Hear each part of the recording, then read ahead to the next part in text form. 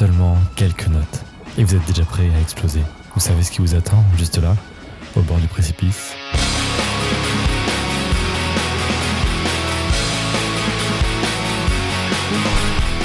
Votre cœur se met à battre lourdement. Soudain, une explosion musicale vous traverse. Une bataille interne se produit. Votre angoisse contre ces notes impactantes.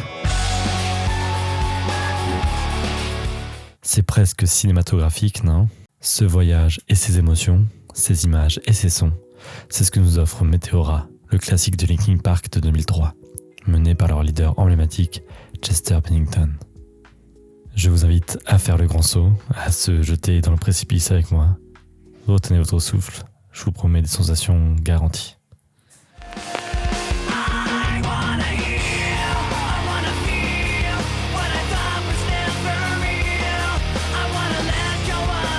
Après le succès fulgurant de Hybrid Theory qui est sorti en 2000, c'est leur précédent album, Linkin Park se retrouve sous pression pour confirmer. Le groupe va composer à toute vitesse. D'après Mike Shinoda, qui est le rappeur entre guillemets du groupe, dans une interview, il va dire que dès l'été 2002, ils avaient déjà créé 80 morceaux. Par la suite, ils l'ont réduit du coup à 13 démos. Donc ils se sont présentés avec 13 démos avant de rentrer au studio NRG avec le producteur Don Gilmore. Malgré tout, avec ce rythme assez effréné, le groupe cherche à évoluer. Dans la même interview, Mike Shinoda va dire qu'il a passé son temps dans le bus de la tournée à créer des morceaux et des samples et faire des sons qui sont parfois à l'arrache. Contrairement à Hybrid Theory, Meteora va dévoiler des idées plus vastes. On va y retrouver musicalement des cordes, un piano et même une flûte traditionnelle japonaise sur Nobody's Listening qui était là pour sortir des sentiers battus. Bon, le titre Meteora, ça vient d'où à votre avis ? Si vous dites que c'est la météorite qui approche de la Terre, non, pas trop. En fait, météore en français, ça vient d'un site en Grèce où il y a un grand monastère qui est perché sur des montagnes. Ce nom est choisi car il sonne épique et cinématographique, puissant et dynamique. Exactement l'ambition de l'album. Il y a même une petite anecdote où ils disent que Chester, qui était du coup le grand chanteur à l'époque, il était tombé malade 5 semaines avant la fin des sessions d'enregistrement. Il a quand même enregistré ses parties vocales alors qu'il était malade, pour montrer la détermination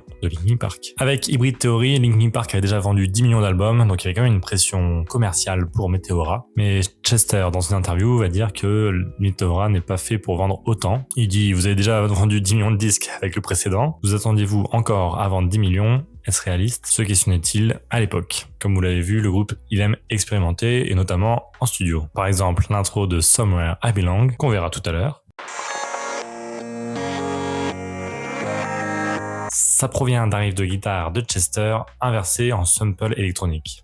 Autre détail amusant, on verra dans Faint tout à l'heure, cette chanson était initialement prévue en low BPM, à 70 à peu près. C'était initialement l'idée du guitariste Brad Delson, avant que Shinoda double la vitesse pour arriver à peu près à 135 BPM. Et ça donne le rythme furieux final de Faint.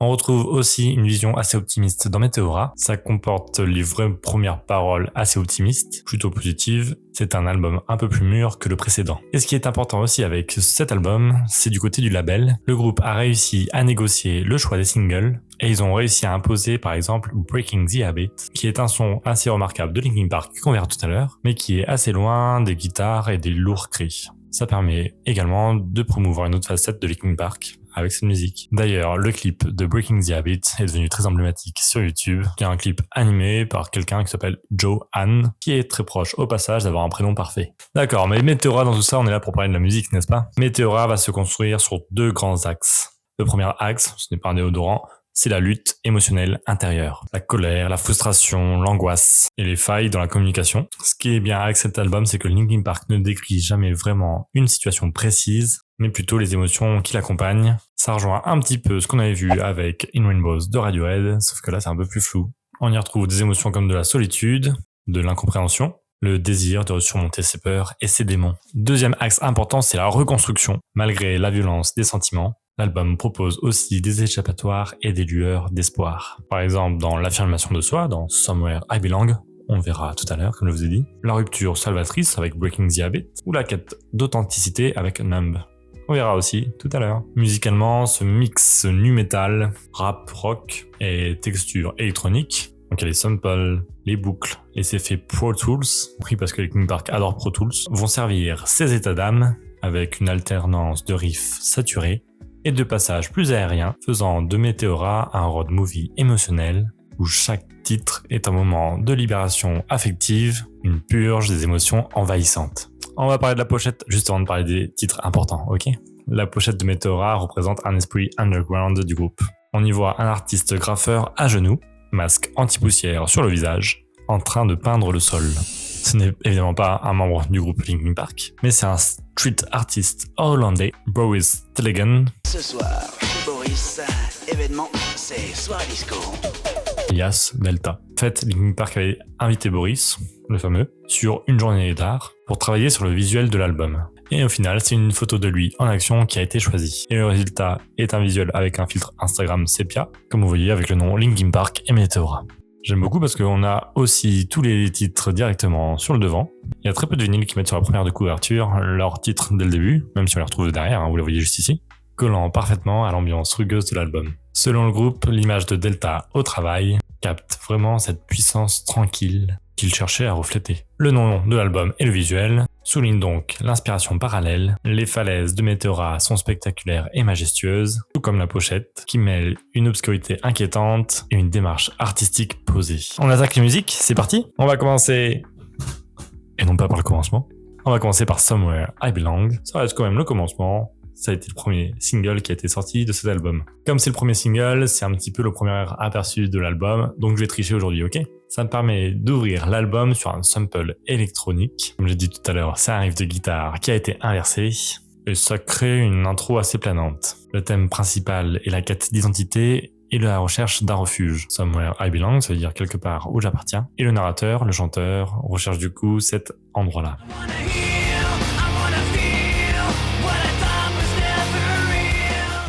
Et ça rejoint l'interview de tout à l'heure de Shinoda dans Somewhere I Belong. On introduit un message et un titre plutôt optimiste et plutôt positif. La structure de cette musique combine parfaitement du rap et du rock, avec un refrain très accrocheur grâce à ses mélodies. Tout ça, c'est un peu caractéristique de Linkin Park. Si je commence avec cette musique, c'est parce que pour moi, ce désir d'identification, de refuge intime, symbolise pour moi la première étape de la reconstruction. On y retrouve un souhait de la part de Chester dans les paroles, d'enfin guérir, avec par exemple la lyrics « I wanna heal ». Je laisse un petit temps aussi pour regarder les paroles, c'est très important. Et ce que j'adore, du coup, sur Linkin Park et Meteora, on a toujours une petite note, soit sur la création, soit sur l'émotion qu'ils voulaient exprimer sur la musique. Par exemple, dans Somewhere I Belong, il parle du rift inversé de Chester. Et je trouve ça formidable, c'est vraiment quelque chose qu'ils partagent avec les autres. Et ça rejoint le fait que, ok, ils sont là pour confirmer, mais ils sont pas non plus là pour vendre des milliers et des cents. Ils sont surtout là pour faire passer un message, une émotion. C'est un petit peu ce qu'on voit à chaque fois sur Yo-Yo en vinyle. On essaie de chercher les musiques qui vendent vraiment de la musique et non plus ce qui est devenu un petit peu la musique actuellement, l'industrie commerciale.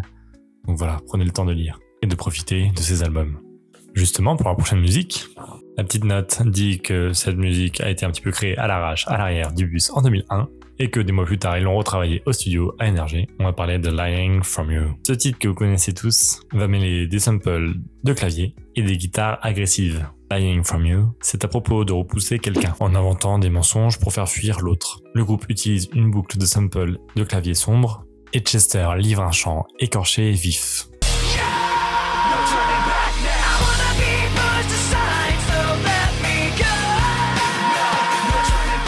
Dans une interview, il y a Shinoda qui va dire que c'est impossible, n'importe quel groupe, de reprendre ce titre parce que Chester chante trop bien. Il est vraiment trop fort pour que quiconque puisse le jouer aussi intensément. Ça fera un pont tout à l'heure avec l'impact culturel et Emily, vous verrez tout à l'heure. Du coup, musicalement, thématiquement, on y voit le protagoniste pousser à distance une relation devenue toxique. Ça pourrait faire un petit peu écho de All I Need de Radiohead. Et le morceau, avec cette frénésie et ce rythme, ça illustre la violence nécessaire pour rompre un lien qui nous aliène, soulignant à la fois la souffrance mêlée au soulagement, donc une dualité encore une fois. Ne vous évanouissez pas, on va passer à Faint. Faint qui veut dire oui s'évanouir. Comme je vous ai dit, à la base c'était un morceau plutôt lent, mais c'est devenu un single rapide et percutant de Meteora. Comme je vous ai dit, on est plus rapide que jamais, à peu près à 135 BPM, exactement mon même rythme cardiaque quand je vois Dua Lipa. On y retrouve du coup une batterie qui martèle un groove hip-hop, ainsi que des petits scratchs discrets. Les paroles expriment la frustration du narrateur qui veut que l'on écoute, notamment par le dernier couplet, où Chester libère toute cette colère, puis un silence.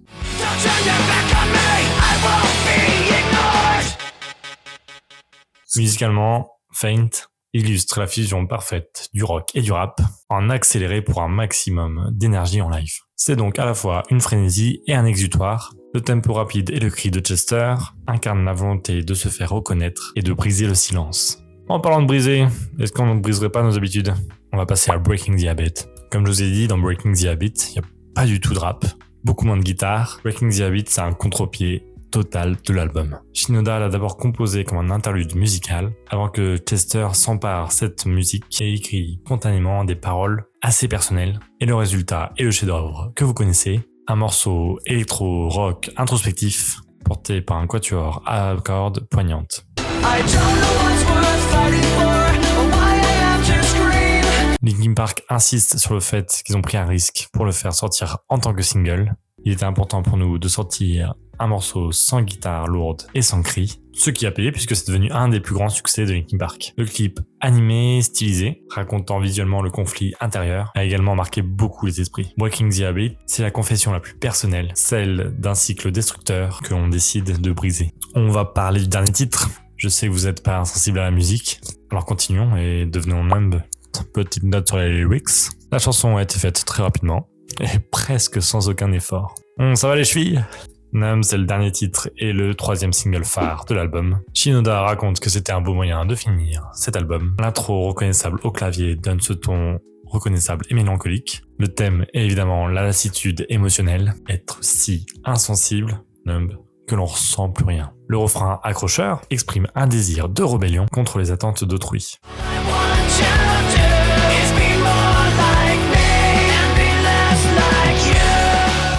Commercialement, Numb est devenu un des plus grands succès du groupe. Il a culminé 12 semaines en tête du classement américain et figure parmi les titres les plus streamés du groupe. On retient que Numb est plus qu'un simple hit. Numb est le cri de l'épuisement émotionnel. Les paroles dénoncent une pression extérieure et le besoin de s'affranchir des attentes. Meteora, qui sort le 25 mars 2003, reconnaît immédiatement un succès. Il rentre directement en tête du Billboard 200 avec 830 000 exemplaires qui sont vendus seulement la première semaine. C'était le troisième meilleur chiffre de l'année. Au total, l'album s'écoule à plus de 16 millions d'exemplaires, devenant l'un des albums les plus vendus du XXIe siècle. Plusieurs singles étaient omniprésents à la télé, à la radio. En plus de Somewhere I Belong, on entendait partout Faint, Numb ou encore Breaking the Habit. Sur la scène internationale, Linkin Park va gagner beaucoup en légitimité et on a une version remixée avec Jay-Z de Numb sur le l'EP Collision Course en 2004. Qui va remporter le Grammy en 2006 de la meilleure chanson collaborative rock rap. Sur le plan critique, les réactions étaient un peu plus mitigées. Certains journalistes vont relever la grande cohérence avec Hybrid Theory et vont reprocher au groupe de rester dans le même moule nu metal, mais bon, en même temps, c'est leur style, quoi. En 2003, Chester Bennington va lui-même affirmer que Meteora était vraiment meilleur que son premier album et qu'il aurait aimé avoir un peu plus de Grammy pour celui-là. Dans l'ensemble, la critique a quand même salué la production raffinée et l'équilibre entre énergie brute et mélancolie. Aujourd'hui, en 2025, avec du recul, Meteora est considéré comme un jalon du rock alterno nu metal alternatif des années 2000. Même 20 ans plus tard, Meteora reste l'un des meilleurs témoignages de l'angoisse de son époque. Les titres phares comme Numb ont continué d'influencer de nombreux artistes, tandis que l'album reste un des préférés des fans. Et que par exemple, Numb approche des 2 milliards sur YouTube, témoignant quand même l'impact durable de Meteora. On va retrouver également Numb et Faint dans des jeux vidéo. On a Faint par exemple dans Guitar Hero 3 sur Wii. Ouais. Ou par exemple on peut retrouver Numb dans Just Dance Edition 2023.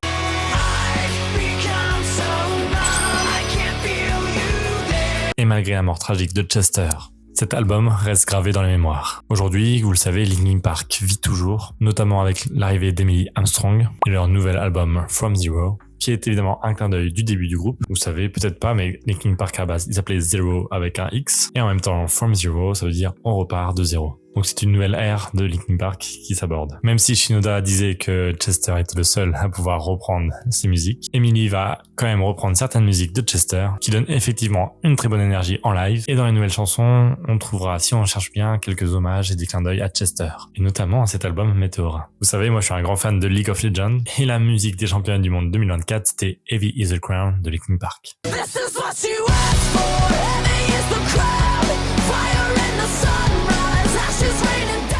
Et vous vous souvenez de Faint? Pour moi, je trouve que Faint et Heavy is the Crown ont la même ADN sonore. On a un motif samplé. Sur Heavy is the Crown, on démarre sur un riff synthétique, gravé et martelé, samplé et traité en boucle tout le long de l'intro, qui donne immédiatement ce ton nu metal de la chanson qu'on retrouvait dans Meteora.